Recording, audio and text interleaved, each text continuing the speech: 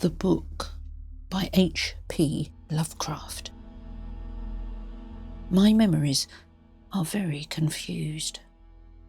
There is even much doubt as to where they begin, for at times I feel appalling vistas of years stretching behind me, while at other times it seems as if the present moment were an isolated point in a grey, formless infinity.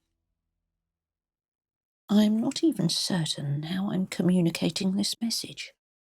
While I know I'm speaking, I have a vague impression that some strange and perhaps terrible mediation will be needed to bear what I say to the points where I wish it to be heard.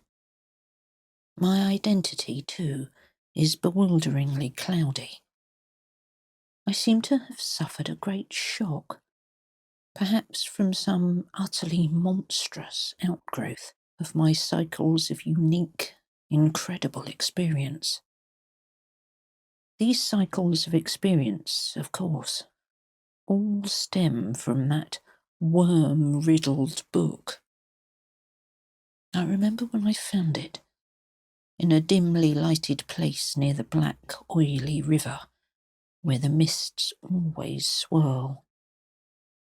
That place was very old, and the ceiling-high shelves full of rotting volumes, reaching back endlessly through windowless inner rooms and alcoves.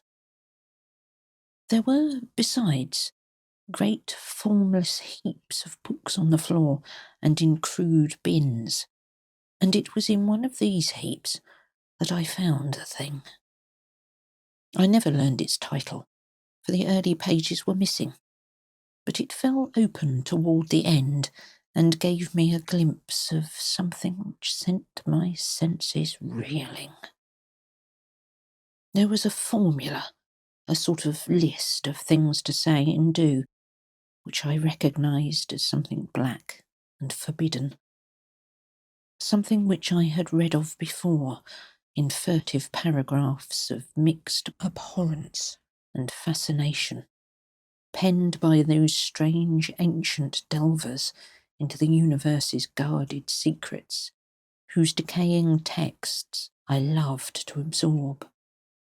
It was a key, a guide, to certain gateways and transitions of which mystics have dreamt and whispered since the race was young, and which lead to freedoms and discoveries beyond the 3 dimensions and realms of life and matter that we know.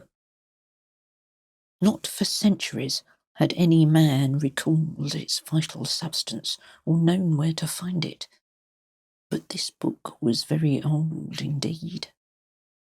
No printing press, but the hand of some half-crazed monk had traced these ominous Latin phrases in uncials of awesome antiquity. I remember how the old man leered and tittered, and made a curious sign with his hand when I bore it away.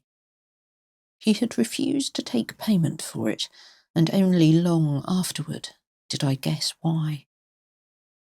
As I hurried home through those narrow, winding, mist-choked waterfront streets, I had a frightful impression of being stealthily followed by softly padding feet. The centuried tottering houses on both sides seemed alive with a fresh and morbid malignity, as if some hitherto closed channel of evil understanding had abruptly been opened. I felt that those walls and overhanging gables of mildewed brick and fungus plaster and timber, with fishy, eye-like diamond-paned windows that leered, could hardly desist from advancing and crushing me. Yet I had read only the last fragment of that blasphemous rune before closing the book and bringing it away. I remember how I read the book at last, white-faced and locked in the attic room that I had long devoted to strange searchings. The great house was very still, for I had not gone up till after midnight. I think I had a family then, though the details are very uncertain, and I know there were many servants. Just what the year was, I cannot say, for since then I have known many ages and dimensions, and have had all my notions of time dissolved and refashioned. It was by the light of candles that I read.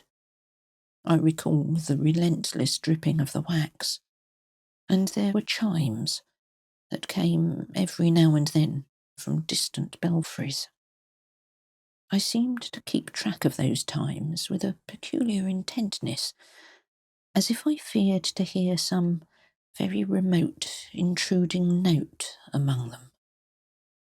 Then came the first scratching and fumbling at the dormer window that looked out high above the other roofs of the city.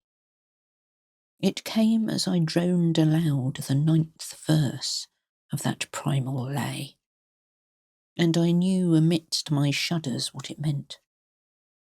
For he who passes the gateways always wins a shadow, and never again can he be alone. I had evoked, and the book was indeed all I had suspected. That night I passed the gateway to a vortex of twisted time and vision, and when morning found me in the attic room, I saw in the walls and shelves and fittings that which I had never seen before. Nor could I ever after see the world as I had known it. Mixed with the present scene was always a little of the past and a little of the future, and every once familiar object loomed alien in the new perspective brought by my widened sight. From then on, I walked in a fantastic dream of unknown and half-known shapes, and with each new gateway crossed, the less plainly could I recognise the things of the narrow sphere to which I had so long been bound. What I saw about me none else saw, and I grew doubly silent and aloof, lest I be thought mad. Dogs had a fear of me, for they felt the outside shadow which never left my side.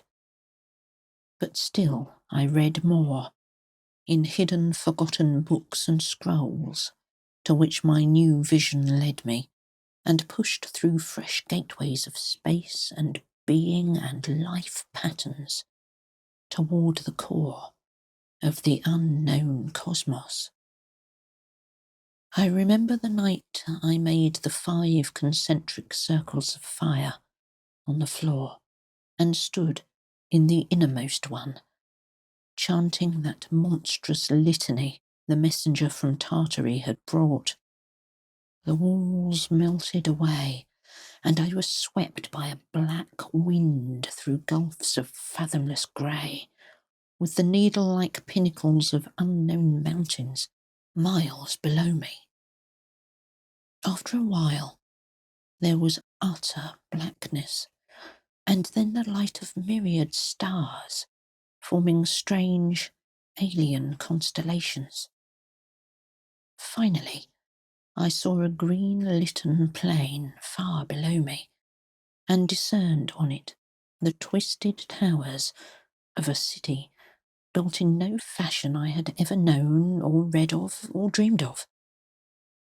As I floated closer to that city, I saw a great square building of stone in an open space, and felt a hideous fear clutching at me. I screamed and struggled, and after a blankness was again in my attic room, sprawled flat over the 5 phosphorescent circles on the floor. In that night's wandering, There was no more of strangeness than in many a former night's wandering, but there was more of terror, because I knew I was closer to those outside gulfs and worlds than I had ever been before. Thereafter, I was more cautious with my incantations, for I had no wish to be cut off from my body and from the earth in unknown abysses, whence I could never return.